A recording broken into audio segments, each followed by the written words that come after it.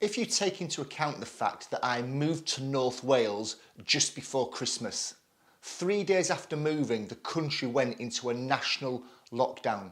If you also factor in the fact that the reason I came to North Wales was to spend a lot more time outdoors in the mountains and on the hills, you could be forgiven for thinking that when lockdown lifted, which it did 6 days ago, that I'd be immediately rushing over to the Snowdonia National Park to spend time on those beautiful mountains, in those beautiful valleys and on those beautiful ridges. Well, you'd be wrong. Instead, I've chosen to come here to this relatively bleak, barren, desolate, featureless area compared to going to the Snowdonia National Park itself. But there is method behind my madness. Keep watching and I'll explain why. My primary purpose for coming out today is to practice my navigation, my micro navigation. It's not to cover a great distance, it's not to bag some great peaks, it's not to get some real sense of exposure on some ridges or scrambles or anything like that. It's to improve my navigation by focusing on my micro navigation. So I've come to an area, as I just said, that's fairly bleak, barren, open, comparatively featureless. I parked my car at a known point and I set the altimeter on my watch because I knew I was at a known point. I took a look around me and on the map and decided what I wanted to head for, and I picked a small ring contour, a knoll if you like, the grassy knoll, the knoll if you like, that was about 475 metres away. Took a bearing. There was nothing on that bearing that I could align to. There was no feature I could walk to. So I was constantly rechecking the bearing, constantly rechecking my pacing because it's really boggy, undulating ground, looking for this ring contour. And I'm here, I'm pleased to say I'm here. I got here, did some visual relocation exercises, would have been willing to put money on the fact that I was there, took out my GPS, took out my OS maps. They both correlated with one another, correlated with where I thought I was. So I'm happy from a confirmatory perspective that I am on that. I think it was 490. Let me check. 390. I was 100 metres out. 390 altitude, ring contour, knoll.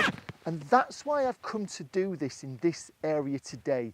Because yes, there are knolls and ring contours and kinks in contour lines and bends in streams and all those tiny little things that you can conduct micro navigation training on. There's plenty of those in Snowdonia National Park. There's loads of them. But that's not all that's there. There are other really big, beastie things around it in the distance that you can all help to form a picture. Now that's not cheating. For in the real world, that's not cheating using those things at all. That's navigation, right? But I want to almost try and remove those external things. Try and remove the easy clues that I'd normally take to help me really focus on the smaller skill sets, the micro navigation aspects that I'm focusing on today.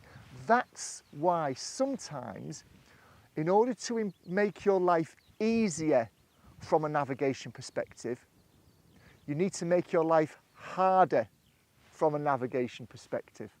By doing these sorts of exercises that I'm doing today, going out in barren, bleak, relatively featureless areas, not deciding to go far, but just little legs, but taking to very specific, hard to find things, when you then go out back in the real world and do that, that skill set will stay with you. If you only ever practice your navigation in areas that give you tons of clues, you're probably not going to ignore those clues. You're probably therefore going to ignore those micro navigation skills. So that's the purpose of today. Why don't you join me on a few more navigation legs? I'll talk through what I'm doing and why I'm doing it, and then we'll have a chat at the end and see how the day went, if indeed I managed to get back to the car.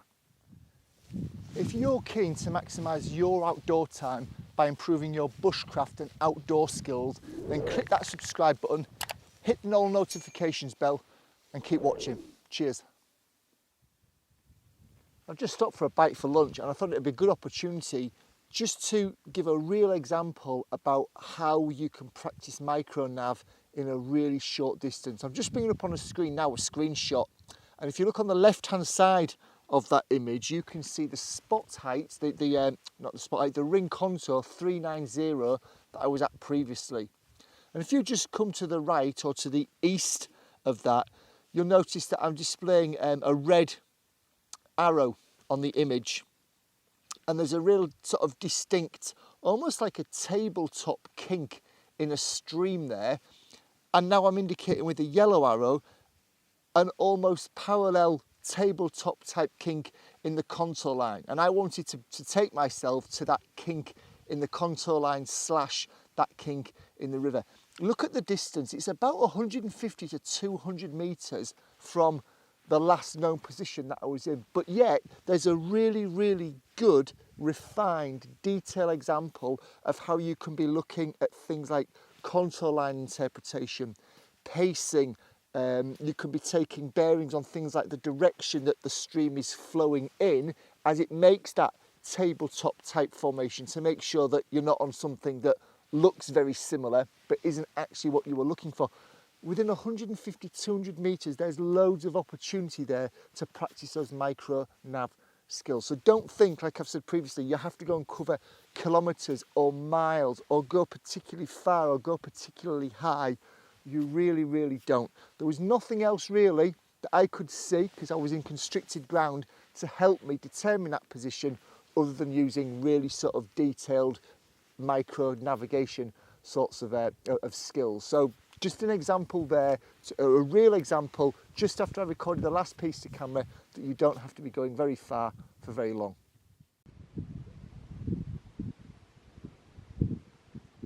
I've done quite a few legs since we last had a sit down. This particular leg that I'm on at the moment, I'm on my way back to the car, and I noticed that there were two contour lines, quite unusually for this area, close together. They were relatively close to one another, indicating quite a sudden height gain or height drop in a relatively short space of ground. In other words, it was quite steep, be it uphill or downhill.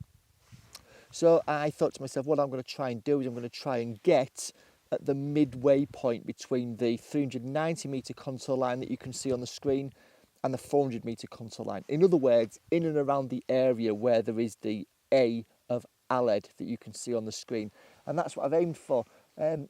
Relatively easy to do, walked on a bearing, pacing, ground appreciation, and it was pretty obvious when I got to this, because it was probably the steepest piece of ground that I've covered in the several hours that I've been out today. So it was, again, not far from the car. In fact, I can't see the car. I can see where I've parked the car, though the reservoir is only about 1 kilometre away. I'll let you know at the very end roughly how far I've done, but just another example. You do not have to go far, and you don't have to have particularly long navigation legs to find somewhere to really test and hone in those navigation skills, those micro nav skills. I hope you're getting the message by now. Here's an interesting one. My last stop, my last checkpoint was 200 metres in the direction that you're looking now. And I decided that I wanted to find a track stream junction.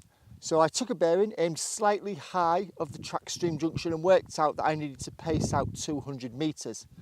200 metres from there brings me to where I am now, and despite it being a bit boggy under feet, it's definitely not a stream. If I look forward, I can't see a stream. However, just looking, what you might notice, I'm trying to keep it in the centre of the screen now as I move from right to left. You'll notice there's a slight indentation in the ground, and of course streams by their very nature are somewhat subsurface to their surroundings. You can just see the slightly taller grass, the slightly taller reeds there. I'm trying to keep it parallel in the centre of the shot. I am willing to bet that if I pace out another 20-25 metres at the most, that we can see in the centre of the screen now is the stream. So another point to note here is kind of being aware of your surroundings and understanding, what a stream is, that you're not always going to see a stream. You may not always hear a stream. The stream may not always be a running stream. It could have dried up, of course, depending on the time of the year. So just being aware as to what actually surrounds a stream, what grows from it, can also be really, really useful when you're out trying to find very, very specific small things on the ground. Just approaching the end of the extra 25-metre stint that I said I was going to do.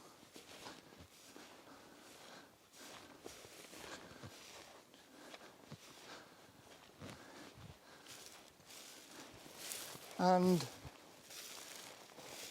there it is, tucked well out of sight. There's no way you're going to see that until you were on top of it, which of course means that if your pacing was slightly off, as mine was, having a really good understanding as to what is likely to grow or how a stream is likely to change visually, the landscape around it, can be invaluable.